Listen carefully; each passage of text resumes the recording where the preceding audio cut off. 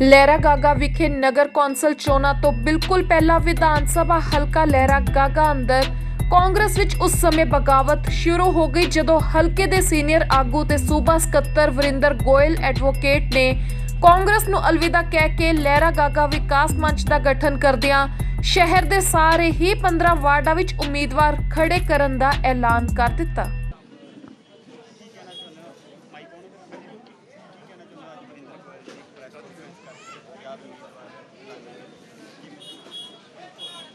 बिल्कुल नगर कौंसल ਦੀਆਂ ਚੋਣਾਂ ਦੇ ਵਿੱਚ ਜੋ ਸਾਡੇ ਸ਼ਹਿਰ ਦੇ ਉੱਗੇ ਸਮਾਜ ਸੇਵਕ ਮਿਸ਼ਨ ਲੈ ਕੇ ਚੱਲੇ ਨੇ, ਮੇਰਾ ਖਿਆਲ ਹੈ ਸਾਨੂੰ ਸਾਰਿਆਂ ਨੂੰ ਹੀ ਉਹਨਾਂ ਦੇ ਇਸ ਮਿਸ਼ਨ ਦੇ ਨੂੰ ਪੂਰਾ ਕਰਨ ਦੇ ਵਿੱਚ ਪੂਰਾ ਸਾਥ ਦੇਣਾ ਚਾਹੀਦਾ। ਸਾਨੂੰ ਸਾਰਿਆਂ ਨੂੰ, ਵੋਟਰਾਂ ਨੂੰ ਵੀ, ਉਮੀਦਵਾਰਾਂ ਨੂੰ ਵੀ।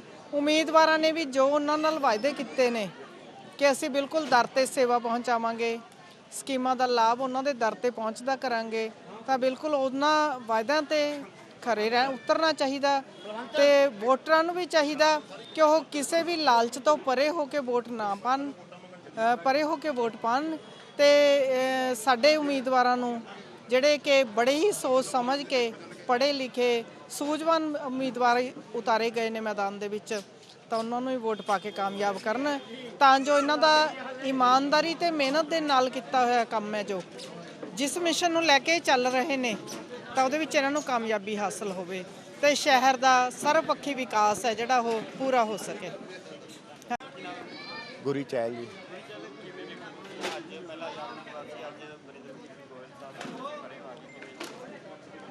ਇਹ ਜੋ ਵਰਿੰਦਰ ਗੋਇਲ ਜੀ ਨਾਲ ਅਸੀਂ ਖੜੇ ਹਾਂ, ਉਹਨਾਂ ਦੀ ਜੋ ਨੀਤੀ ਹੈ ਉਹਨੂੰ ਸਾਫ਼ ਮੰਨ ਕੇ ਅਸੀਂ ਖੜੇ ਹਾਂ ਤੇ ਜੋ ਅਸੀਂ ਵਾਰਡ ਵਾਸੀਆਂ ਨੂੰ ਵਿਸ਼ਵਾਸ ਦਿਵਾਇਆ ਜੋ ਗੋਇਲ ਸਾਹਿਬ ਨੇ, ਜੇਕਰ ਅਸੀਂ ਕੰਮ ਨਹੀਂ ਕਰਦੇ ਤਾਂ ਅਸੀਂ ਉਹਨਾਂ ਦੇ ਦਬਾਅ ਹੇਠ ਨਹੀਂ, ਅਸੀਂ ਆਪਣੇ ਆਪ ਉਹਨਾਂ ਨੂੰ ਅਸਤੀਫਾ ਲਿਖ ਕੇ ਭੇਜ ਦਾਂਗੇ, ਕਿਉਂਕਿ ਇਹਨਾਂ ਨੇ ਇੱਕ ਸ਼ਹਿਰ ਦੀ ਇਲੈਕਸ਼ਨ ਦੀ ਚੋਣ ਲੜਨੀ ਹੈ। ਇਹ ਕੋਈ ਬਹੁਤ ਹੀ ਵੱਡੀ ਇਲੈਕਸ਼ਨ ਨਹੀਂ ਹੁੰਦੀ, ਇਹ ਆਪਣੇ ਆਮ ਲੋਕਾਂ ਦੀ ਇਲੈਕਸ਼ਨ ਹੁੰਦੀ ਹੈ। ਇੱਥੇ ਪਾਰਟੀਬਾਜ਼ੀ ਨੂੰ ਇਹ ਲੋਕ ਤਰਜੀਹ ਦਿੰਦੇ ਨੇ ਜਦੋਂ, ਤਾਂ ਇਸ ਕਰਕੇ ਗੋਇਲ ਸਾਹਿਬ ਨੇ ਇਹ ਇੱਕ ਆਪਦਾ ਫਰੰਟ ਖੜਾ ਕੀਤਾ, ਜੋ ਭਾਈਚਾਰਕ ਸਾਂਝ ਦਾ ਫਰੰਟ ਹੈ, ਉਸ ਨੂੰ ਅੱਗੇ ਵਧਾਉਂਦੇ ਹੋਏ ਹੁਣ ਲੋਕਾਂ ਨੇ ਦੇਖਣਾ ਹੈ ਭਾਈਚਾਰਕ ਨੂੰ ਤੁਸੀਂ ਅੱਗੇ ਤਰਜੀਹ ਦਿੰਦੇ ਹੋ ਜਾਂ ਪਾਰਟੀਬਾਜ਼ੀ ਨੂੰ।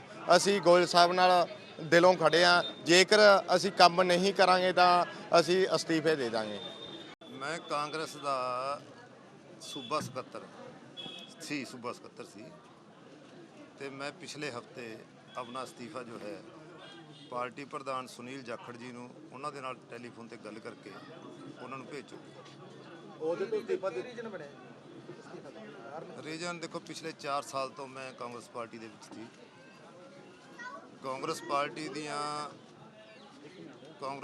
ਦੀਆਂ ਵੀ ਨੀਤੀਆਂ ਤੇ ਲੋਕਲ ਆਗੂ ਦੀਆਂ ਜਿਹੜੀਆਂ ਗਲਤ ਨੀਤੀਆਂ ਸੀ, ਜਿਨ੍ਹਾਂ ਕਰਕੇ ਮੈਂ ਪਾਰਟੀ ਦੇ ਵਿੱਚ ਸ਼ਾਮਲ ਹੋਇਆ ਸੀ, ਉਹ ਸਾਰੀਆਂ ਗਲਤ ਨੀਤੀਆਂ, ਇੱਥੋਂ ਤੱਕ ਕਿਸੇ ਵਰਕਰ ਦੀ ਕੋਈ ਕਦਰ ਨਹੀਂ, ਕਿਸੇ ਵਰਕਰ ਦੀ ਕੋਈ ਕੀਮਤ ਨਹੀਂ ਹੈ, ਕਿਸੇ ਦੀ ਕੋਈ ਪੁੱਛ ਨਹੀਂ, ਕਿਸੇ ਦੀ ਦੱਸ ਨਹੀਂ, ਕਿਸ ਤਰੀਕੇ ਦੇ ਨਾਲ ਕੋਈ ਪ੍ਰਧਾਨ ਬਣਾਤਾ, ਕੋਈ ਹਟਾਤਾ, ਮਤਲਬ ਇਸ ਤਰ੍ਹਾਂ ਦੇ ਜੋ ਗੱਲਾਂ ਸੀ ਜੋ ਨਹੀਂ ਹੋਣੀਆਂ ਚਾਹੀਦੀਆਂ, ਉਹਨਾਂ ਗੱਲਾਂ ਤੋਂ ਮੈਂ ਦੁਖੀ ਹੋ ਕੇ ਇਸ ਪਾਰਟੀ ਤੋਂ ਅਸਤੀਫਾ। ਵਕੀਲ ਸਾਹਿਬ, ਪਾਰਟੀ ਉਹਦੇ ਤੱਕ ਪਾਰਟੀ ਛੱਡੀ ਗਈ ਹੈ ਜੀ?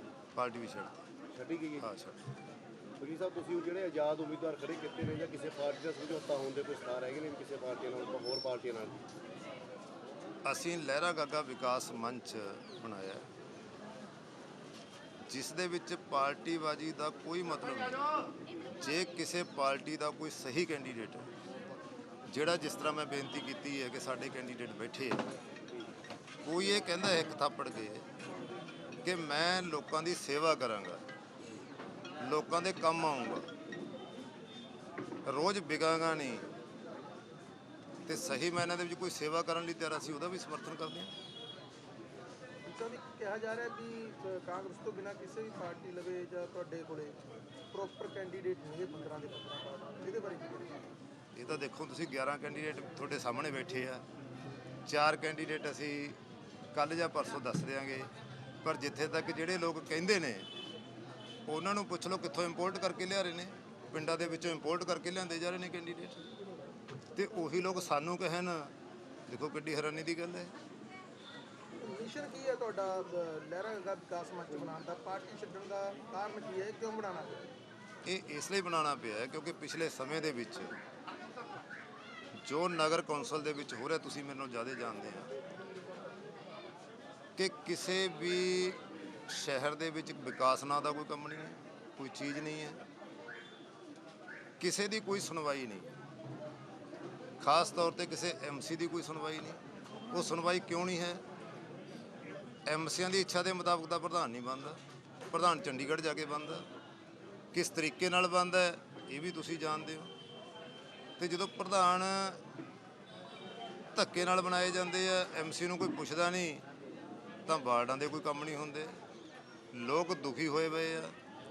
ਸੋ ਇਹਨਾਂ ਕਾਰਨਾਂ ਕਰਕੇ ਕਿ ਲੋਕਾਂ ਨੂੰ ਸਹੀ ਕੰਮ ਮਿਲੇ, ਸਹੀ ਇਨਸਾਫ ਮਿਲੇ, ਲੋਕਾਂ ਦੇ ਸਹੀ ਨਗਰ ਕੌਂਸਲ ਦੇ ਨਾਲ ਸੰਬੰਧਿਤ ਜੋ ਕੰਮ ਨੇ ਉਹ ਸਹੀ ਢੰਗ ਦੇ ਨਾਲ ਹੋਣ। ਕਿਉਂਕਿ ਮੈਂ ਸਮਝਦਾ ਕਿ ਇਹ ਜੋ ਨਗਰ ਕੌਂਸਲ ਦਾ ਕੰਮ ਹੈ ਰਾਜਨੀਤਿਕ ਕੰਮ ਹੈ ਹੀ ਨਹੀਂ, ਇਹ ਆਪਸੀ ਭਾਈਚਾਰਕ ਸਾਂਝ ਦਾ ਕੰਮ ਹੈ। ਇਹ ਲੋਕਲ ਲੈਵਲ ਦਾ ਕੰਮ ਹੈ। ਲੋਕਲ ਲੈਵਲ ਤੇ ਜਿਵੇਂ ਅਸੀਂ ਸੋਚਿਆ ਕਿ ਲੋਕਲ ਪ੍ਰਧਾਨ ਤੇ ਮੈਂਬਰ ਜੋ ਸਾਡਾ ਮਿਸ਼ਨ ਹੈ, ਅਗਰ ਸਾਨੂੰ ਸਮਾਂ ਦਿੱਤਾ ਲੋਕਾਂ ਨੇ, ਵੈਸੇ ਮੈਨੂੰ ਪੂਰਨ ਵਿਸ਼ਵਾਸ ਹੈ ਕਿਉਂਕਿ ਨਗਰ ਕੌਂਸਲ ਦੇ ਇਲੈਕਸ਼ਨ ਦੇ ਵਿੱਚ ਹਮੇਸ਼ਾ ਲੋਕਾਂ ਨੇ ਸਾਡਾ ਸਾਥ ਦਿੱਤਾ। ਮੈਂ 1993 ਦੀ ਗੱਲ ਕਰਾਂ, 1993 ਦੇ ਵਿੱਚ 11 ਵਾਰਡ ਹੁੰਦੇ ਸੀ। ਅਸੀਂ ਰਾਜਨੀਤੀ ਦੇ ਵਿੱਚ ਵੀ ਨਵੇਂ ਸੀ। ਸਾਡੇ ਤੇ ਲੋਕਾਂ ਨੇ ਵਿਸ਼ਵਾਸ ਕੀਤਾ, ਉਸ ਸਮੇਂ ਦੀ ਸਰਕਾਰ ਤੇ ਆਗੂਆਂ ਤੇ ਵਿਸ਼ਵਾਸ ਨਹੀਂ ਕੀਤਾ। 11 ਵਾਰਡਾਂ ਦੇ ਵਿੱਚੋਂ 7 ਵਾਰਡ ਸਾਡੇ ਜਿੱਤੇ। ਔਰ ਉਹਨਾਂ ਸਮੇਂ ਜੋ ਧੱਕਾ ਹੋਇਆ ਉਹਦੀ ਆਵਾਜ਼ ਪਾਰਲੀਮੈਂਟ 'ਚ ਵੀ ਕੀਤੀ ਗਈ, ਮਦਨ ਲਾਲ ਖਰਾਣਾ ਜੀ ਨੇ ਕੀਤੀ। ਹਮੇਸ਼ਾ ਸਾਡਾ ਸਾਥ ਦਿੱਤਾ ਜਦ ਵੀ ਅਸੀਂ ਮਿਊਨਿਸਪੈਲਿਟੀ ਦੇ ਉਸ ਦੇ ਵਿੱਚ ਆਏ ਹਾਂ। ਤੇ ਹੁਣ ਵੀ ਅਸੀਂ ਇਹ ਸੋਚ ਲੈ ਕੇ ਚੱਲੇ ਹਾਂ ਕਿ ਨਗਰ ਕੌਂਸਲ ਦਾ ਅਗਰ ਲੋਕਾਂ ਨੇ ਸਾਡਾ ਸਹੀ ਸਾਥ ਦਿੱਤਾ, ਮੈਨੂੰ ਪੂਰਨ ਉਮੀਦ ਹੈ ਕਿ ਸਾਥ ਦੇਣਗੇ, ਤਾਂ ਕਿਸੇ ਵੀ ਬੰਦੇ ਨੂੰ ਨਗਰ ਕੌਂਸਲ ਦੇ ਕੰਮ ਦੇ ਸੰਬੰਧ ਦੇ ਵਿੱਚ ਨਗਰ ਕੌਂਸਲ ਜਾਣ ਦੀ ਜ਼ਰੂਰਤ ਨਹੀਂ ਪਏਗੀ।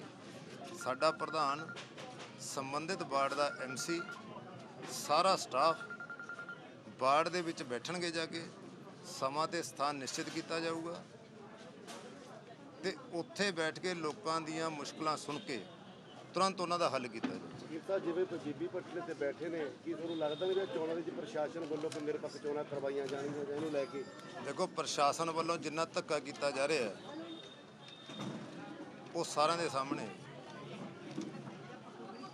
ਇੱਥੋਂ ਤੱਕ ਕਿ ਐਨਓਸੀਆਂ ਲੈਣ ਪਿੱਛੇ ਵੀ ਜਿਹੜੇ ਕਾਂਗਰਸ ਦੇ ਵਿਰੋਧੀ ਨੇ, ਸਾਡੇ ਉਮੀਦਵਾਰ ਨੇ ਜਾਂ ਕਿਸੇ ਹੋਰ ਪਾਰਟੀ ਦੇ ਉਮੀਦਵਾਰ ਨੇ, ਅਸੀਂ ਇਸ ਸੰਬੰਧ ਦੇ ਵਿੱਚ ਐਸਡੀਐਮ ਨੂੰ ਵੀ ਮਿਲੇ ਸੀ, ਮੰਗ ਪੱਤਰ ਵੀ ਦਿੱਤਾ ਸੀ। ਐਨਓਸੀਆਂ ਲੈਣ ਲਈ ਤੰਗ ਕੀਤਾ ਜਾ ਰਿਹਾ ਹੈ। ਵਿਕਾਸ ਕਾਰਜਾਂ ਦੀ ਜਿਹੜੀ ਗੱਲ ਕਰਦੇ ਆ, ਚਾਹੀਦੇ ਤਾਂ ਇਹ ਸੀ ਕਿ ਵਿਕਾਸ ਕਾਰਜ ਪਹਿਲਾਂ ਕਰਵਾਏ ਜਾਂਦੇ। ਵਿਕਾਸ ਕਾਰਜ ਪਹਿਲਾਂ ਕਰਵਾਏ ਨਹੀਂ। ਹੁਣ ਕਹਿੰਦੇ ਇਹ ਨੇ ਕਿ ਟੈਂਡਰ ਪਹਿਲਾਂ ਲੱਗੇ ਹੋਏ ਥੇ। ਜੇ ਟੈਂਡਰ ਪਹਿਲਾਂ ਲੱਗੇ ਤੇ ਪਹਿਲਾਂ ਕੰਮ ਕਿਉਂ ਨਹੀਂ ਹੋਏ? ਪਰ ਚਲੋ, ਦੇਰ ਆਏ ਦਰੁਸਤ ਆਏ। ਅਸੀਂ ਵਿਕਾਸ ਦੇ ਹਾਮੀ ਹਾਂ, ਵਿਕਾਸ ਹੋਣਾ ਚਾਹੀਦਾ, ਪਰ ਜਿਹੜਾ ਤਰੀਕੇ ਨਾਲ ਵਿਕਾਸ ਹੋ ਰਿਹਾ ਇਸ ਤਰ੍ਹਾਂ ਦੇ ਵਿਕਾਸ ਦੇ ਅਸੀਂ ਹਾਮੀ ਨੇ। ਲੋਕਾਂ ਨੂੰ ਪਰੇਸ਼ਾਨ ਕੀਤਾ ਜਾ ਰਿਹਾ। ਹਰ ਗੱਲ ਤੇ ਕਹਿੰਦੇ ਨੇ ਕੋਠੀ 'ਚੋਂ ਫੋਨ ਕਰਾਓ। ਜੇ ਕਿਸੇ ਦੇ 4 ਇੰਟਰਲੋਕ ਟੈਲਾਂ ਲੱਗਣੀਆਂ ਨੇ, ਇੱਕ ਦਾ ਘਰ ਛੱਡ ਦਿੰਦੇ ਨੇ, ਦੂਜੇ ਮੂਹਰੇ ਲਾ ਆਉਂਦੇ ਆ, ਫਿਰ ਉਹ ਕਹਿੰਦੇ ਸਾਨੂੰ ਉੱਥੋਂ ਫੋਨ ਕਰਾਓ। ਇਸ ਤਰ੍ਹਾਂ ਦਾ ਜੋ ਵਿਕਾਸ ਹੋ ਰਿਹਾ ਸਾਰਾ ਗਲਤ ਹੋ ਰਿਹਾ। ਸਰ, ਤੁਸੀਂ ਲਹਿਰਾ ਦਾ ਵਿਕਾਸ ਮੰਚ ਬਣਾ ਲਿਆ, ਇਹਨਾਂ ਬਟਵੀਨ ਅੱਜ ਪਤਾ ਲੱਗ ਜਾਏਗਾ, ਸਭ ਨੂੰ ਕੈਂਡੀਡੇਟ ਖੜੇ ਕਰਤੇ, ਕੋਈ ਪਾਰਟੀਆਂ ਦੇ ਕੈਂਡੀਡੇਟ ਨਹੀਂ, ਕੋਈ ਚਾਂਸ ਹੋ ਜਾਏਗਾ ਕਿਸੇ ਨਾਲ ਅਲਾਈਅੰਸ ਦੇ, ਕਿਸੇ ਪਾਰਟੀ ਦੀ ਤੁਸੀਂ ਸਪੋਰਟ ਲੈ ਲਓ ਜਾਂ ਤੁਸੀਂ ਕਿਸੇ ਪਾਰਟੀ ਨੂੰ ਸਪੋਰਟ ਕਰ ਦਿਓ? ਅਸੀਂ ਤਾਂ ਸਾਰੀਆਂ ਪਾਰਟੀਆਂ ਤੋਂ, ਸਾਰੇ ਸ਼ਹਿਰ ਨਿਵਾਸੀਆਂ ਤੋਂ, ਸਾਰੀਆਂ ਸਮਾਜਿਕ ਤੇ ਧਾਰਮਿਕ ਜਥੇਬੰਦੀਆਂ ਤੋਂ ਵੀ ਸਹਿਯੋਗ ਦੀ ਮੰਗ ਕਰਦੇ ਹਾਂ ਕਿ ਜੇ ਸਾਡਾ ਮਿਸ਼ਨ ਸਹੀ ਆ, ਤੁਸੀਂ ਸਮਝਦੇ ਹੋ, ਤਾਂ ਸਾਰੇ ਸਾਡਾ ਸਾਥ ਦਿਓ। ਇਹ ਤਾਂ ਸਾਰੇ ਲਹਿਰੇ ਦਾ ਕੰਮ ਹੈ, ਇਹ ਸਾਡੇ ਦਾ ਇਕੱਲੇ ਦਾ ਕੰਮ ਹੀ ਕੋਈ ਨਹੀਂ। ਤੁਸੀਂ ਮਿਸ਼ਨ ਵੱਲੋਂ ਕਿਸੇ ਪਾਰਟੀ ਨੂੰ ਕਰ ਸਕਦੇ ਹੋ? ਕੋਈ ਪੋਲੀਟੀਕਲ ਪਾਰਟੀ ਨਾਲ ਤੁਸੀਂ ਜਾਣ ਦੀ ਸੋਚ ਸਕਦੇ ਹੋ ਕਿਸੇ? ਨਹੀਂ, ਇਹ ਬਿਲਕੁਲ ਗੈਰ ਰਾਜਨੀਤਿਕ ਹੈ। ਇਹ ਕੋਈ ਰਾਜਨੀਤੀ ਨਾਲ ਇਹਦਾ ਤਾਲੁਕ ਨਹੀਂ। ਔਰ ਜਿਸ ਤਰ੍ਹਾਂ ਦੇ ਹੁਣ ਹੱਥਕੰਡੇ, ਮੈਂ ਤੁਹਾਨੂੰ ਇਹ ਵੀ ਬੇਨਤੀ ਕਰਨਾ ਤੁਹਾਡੇ ਮਾਧਿਅਮ ਦੇ ਰਾਹੀਂ ਕਿ ਜੋ ਸਾਡੇ ਕੈਂਡੀਡੇਟਾਂ ਨੂੰ, ਸਾਨੂੰ ਜੋ ਧਮਕੀਆਂ ਦਿੱਤੀਆਂ ਜਾ ਰਹੀਆਂ ਨੇ, ਮੈਂ ਇਹ ਵੀ ਕਹਿਣਾ ਜੇ ਸਾਡਾ ਕੋਈ ਜਾਨੀ ਜਾਂ ਮਾਲੀ ਨੁਕਸਾਨ ਹੁੰਦਾ, ਇਹਦੀ ਨੁਕਸਾਨ ਦੀ ਜ਼ਿੰਮੇਵਾਰ ਮੈਡਮ ਭੱਠਲ ਹੋਏਗੀ। ਕਿਉਂਕਿ ਪਹਿਲਾਂ ਵੀ ਇਸ ਤਰ੍ਹਾਂ ਹੋਇਆ। 1993 ਵੀ ਮੇਰੇ ਤੇ ਗੋਲੀ ਚੱਲੀ ਸੀ, ਉਸ ਸਮੇਂ ਬਚ ਗਏ, ਸਾਡੀ ਕਿਸਮਤ ਸੀ। ਉਹ ਵੀ ਨਗਰ ਕੌਂਸਲ ਦੀਆਂ ਚੋਣਾਂ ਦੌਰਾਨ ਹੀ ਚੱਲੀ ਸੀ। ਇਹਦੇ ਸੰਬੰਧੀ ਤੁਸੀਂ ਕੁਝ ਹਾਇਰ ਅਥਾਰਟੀ ਨੂੰ Higher authority- ਪ੍ਰਸ਼ਾਸਨਿਕ ਤੌਰ ਤੇ ਰਿਟਨ ਦੇ ਵਿੱਚ ਦਿੱਤਾ ਵੀ ਹਾਂ ਇਦਾਂ ਦਾ ਕੁਝ ਹੋ ਰਿਹਾ ਹੈ? ਹਾਇਰ ਅਥਾਰਟੀ ਨੂੰ ਪੂਰਾ ਸੂਚਿਤ ਕੀਤਾ ਹੋਇਆ ਸਰ ਨੇ, ਕਿਉਂਕਿ ਹੁਣ ਸਾਡੇ ਵਰਕਰਾਂ ਨੂੰ ਇਸ ਤਰ੍ਹਾਂ ਨਾਲ ਪਰੇਸ਼ਾਨ ਕੀਤਾ ਜਾ ਰਿਹਾ ਹੈ। ਹੁਣ 12 ਨੰਬਰ ਵਾਰਡ ਦਾ ਕੈਂਡੀਡੇਟ ਸੀ, ਹੁਣ ਉੱਥੇ ਦਰਖਾਸਤ ਲੈ ਕੇ ਉਹਨੂੰ ਕਹਿੰਦੇ ਸਰੋਪਾ ਪਾ ਲੈ ਭਾਈ, ਉਹਨੂੰ ਆਪਦੇ ਕਬਜ਼ੇ 'ਚ ਕਰ ਲਿਆ। ਹੋਰ ਇੱਕ ਅੱਧਾ ਕੈਂਡੀਡੇਟ ਸੀ ਸਾਡਾ, ਉਹਨੂੰ ਭਜਾ ਲਿਆ।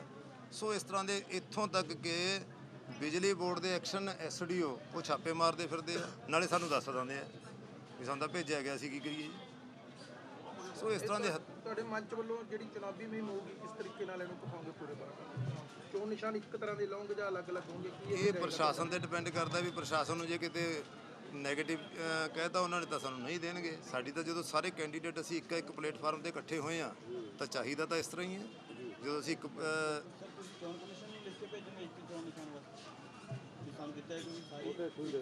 ਵਿਕਾਸ ਮੰਚ ਤੇ ਹੈ, ਵਿਕਾਸ ਮੰਚ ਤੇ ਮਿਲ ਸਕਦਾ ਹੈ। ਅਸੀਂ ਇਹ ਪਹਿਲਾਂ ਇੱਕ ਵਾਰੀ ਆਪ ਵੱਲੋਂ ਤੇ ਖੜੇ ਕੀਤੀ ਸੀ, ਟੌਰਚ ਦਿੱਤਾ ਸੀ ਸਾਰਿਆਂ ਨੂੰ, ਸਾਰੇ ਕੈਂਡੀਡੇਟਾਂ ਨੂੰ ਟੌਰਚ ਚੋਣ ਦਿੱਤਾ ਸੀ। ਇਸ ਤਰ੍ਹਾਂ ਮਿਲ ਸਕਦਾ ਹੈ, ਪਰ ਉਹਦੇ 'ਚ ਅਸੀਂ ਬਿਲਕੁਲ ਲਿਖਾਂਗੇ ਵੀ ਅਸੀਂ ਬੇਨਤੀ ਵੀ ਕਰਾਂਗੇ, ਇੱਕੋ ਚੋਣ ਨਿਸ਼ਾਨ ਭਰਾਂਗੇ, ਕਿਉਂਕਿ ਇਹਦੀ ਤੈਅ ਨਹੀਂ ਜੋ ਸਾਡੇ ਕੈਂਡੀਡੇਟ ਸਾਰੇ ਇਕੱਠੇ ਬੈਠੇ ਆ ਤਾਂ ਅਸੀਂ ਸਾਰਿਆਂ ਨੇ ਇਕੱਠੇ ਇੱਕ ਚੋਣ ਨਿਸ਼ਾਨ ਭਰਨਾ ਹੈ। ਪ੍ਰਸ਼ਾਸਨ ਨੂੰ ਬੇਨਤੀ ਵੀ ਕਰਾਂਗੇ। ਬਾਕੀ ਹੁਣ ਇਹ ਵੀ ਤੁਸੀਂ ਜਾਣਦੇ ਆ ਵੀ ਕਿਵੇਂ ਫਾਈਟ ਤਾਂ ਸਾਡੇ ਨਾਲ ਹੀ ਆ, ਤੇ ਦਿੰਦੇ ਨੇ ਨਹੀਂ ਦਿੰਦੇ ਹੁਣ ਪ੍ਰਸ਼ਾਸਨ। ਸਭ ਲਹਿਰਾ ਗਾਗਾ ਦੀ ਅਫਸਰ ਲੌਬੀ ਲੈ ਕੇ ਕੀ ਕਹਿਣਾ ਚਾਹੁੰਦੇ? ਮੈਂ ਅਫਸਰ ਲੌਬੀ ਨੂੰ ਇਹ ਬੇਨਤੀ ਕਰਨਾ ਚਾਹੁੰਦਾ ਤੁਹਾਡੇ ਸਾਰਿਆਂ ਦੇ ਰਾਹੀਂ ਕਿ ਇਹਨਾਂ ਦੇ ਕਿਸੇ ਦੇ ਵੀ ਹੱਥ ਟੋਕੇ ਨਾ ਮੰਨ, ਸਹੀ ਕੰਮ ਕਰਨ, ਕਿਉਂਕਿ ਸਰਕਾਰਾਂ ਵੀ ਆਉਂਦੀਆਂ ਜਾਂਦੀਆਂ ਰਹਿੰਦੀਆਂ ਨੇ, ਭੁਗਤ ਨਹੀਂ ਫਿਰ ਅਫਸਰਾਂ ਨੂੰ ਪੈ ਜਾਂਦੀ ਹੈ।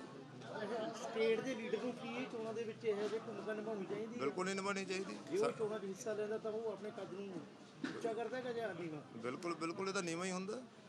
ਦੇਖੋ ਐਡੇ ਵੱਡੇ ਕਿਸੇ ਆਗੂ ਨੂੰ ਇਹ ਛੋਟੇ ਜਿਹੇ ਇਲੈਕਸ਼ਨ ਦੇ ਵਿੱਚ ਕੋਈ ਮਤਲਬ ਨਹੀਂ ਹੈ। ਭਾਈਚਾਰਕ ਇਲੈਕਸ਼ਨ ਹੈ ਇਹ ਤਾਂ ਕੋਈ 2022 ਦੀਆਂ ਚੋਣਾਂ ਨੂੰ ਲੈ ਕੇ ਜਿਹੜਾ ਆਪਣਾ ਪਲੇਟਫਾਰਮ ਤਿਆਰ ਕੀਤਾ ਜਾ ਰਿਹਾ ਜਾਂ ਦੂਜੀਆਂ ਪਾਰਟੀਆਂ ਦੇ ਵਿੱਚ ਜਾਣ ਦੀ ਵੀ ਕੋਈ ਤਿਆਰੀ ਕਰੋ? ਨਹੀਂ, ਪਲੇਟਫਾਰਮ ਤਾਂ ਸਾਡਾ ਦੇਖੋ ਤੁਸੀਂ 1985 ਤੋਂ ਜਿਹੜਾ ਚੱਲ ਰਿਹਾ ਪਲੇਟਫਾਰਮ ਦਾ ਚੱਲ ਰਿਹਾ। ਜਿਵੇਂ ਪਹਿਲਾਂ ਕਾਂਗਰਸ 'ਚ ਸੀਗੇ, ਪਹਿਲਾਂ ਵੀ 2022 ਦੀ ਤਿਆਰੀ ਹੈ ਜੀ ਤੇ ਹੁਣ? ਹੁਣ ਅਗਲਾ ਕੀ ਹੈ? ਹਾਲੇ ਦੇਖੋ ਅਗਲੇ ਮਿਸ਼ਨ ਦੀ ਤਾਂ ਗੱਲ ਹੈ ਹੀ ਨਹੀਂ, ਹਾਲੇ ਤੱਕ ਸਿਰਫ ਇਹ ਤੇ ਵੀ ਸਿਰਫ ਚਰਚਾ ਹੈ ਵੀ ਜਿਹੜੇ ਵਰਿੰਦਰ ਵਕੀਲ ਜੀ ਹੈ ਉਹ ਸ਼ਹਿਰ ਦੇ ਵਿੱਚ ਆਪਣਾ ਵਜਨ ਤੋਲਣਾ ਚਾਹ ਰਹੇ ਨੇ, ਸਾਰੇ ਵਾਰਡਾਂ ਦੇ ਵਿੱਚ ਬੰਦੇ ਖੜੇ ਕਰਕੇ ਉਹ ਇੱਕੇ ਦੇਖਣਾ ਚਾਹੁੰਦੇ ਆ ਵੀ ਤਾਂ ਕਿ ਅਗਲੀ ਜਿਹੜੀ ਐਮਐਲਏ ਦੀ ਟਿਕਟ ਹੈ ਇਸ ਹਲਕੇ ਤੋਂ ਉਹਨਾਂ ਦੀ ਤਕਲੀਫ ਹੋ ਸਕਦੀ। ਦੇਖੋ ਕੋਈ ਵੀ ਪਾਰਟੀ ਨੂੰ ਸਤਿਕਾਰ ਨਾਲ ਲੈ ਕੇ ਜਾਵੇ ਵੀ ਉਹਨਾਂ ਦਾ ਇੰਨਾ ਹੋਊਗਾ। ਵਜਨ ਜੋ ਹੈ ਨਾ, ਉਹ ਵਜਨ ਲੋਕ ਬਣਾਉਂਦੇ ਨੇ। ਤੁਹਾਨੂੰ ਆਪਣੇ ਲੋਕਾਂ ਦੇ ਵਿਸ਼ਵਾਸ ਪੂਰਨ ਵਿਸ਼ਵਾਸ ਹੈ ਮੈਨੂੰ ਵੀ ਜਦੋਂ ਲੋਕਾਂ ਨੂੰ ਕਦੇ ਸੱਦਾ ਦਿੱਤਾ ਹੈ ਤਾਂ ਕਦੇ ਲੋਕਾਂ ਨੇ ਸਾਨੂੰ ਨਿਰਾਸ਼ ਨਹੀਂ ਕੀਤਾ। ਮੈਨੂੰ ਇਸ ਚੀਜ਼ ਦਾ ਵਿਸ਼ਵਾਸ ਹੈ।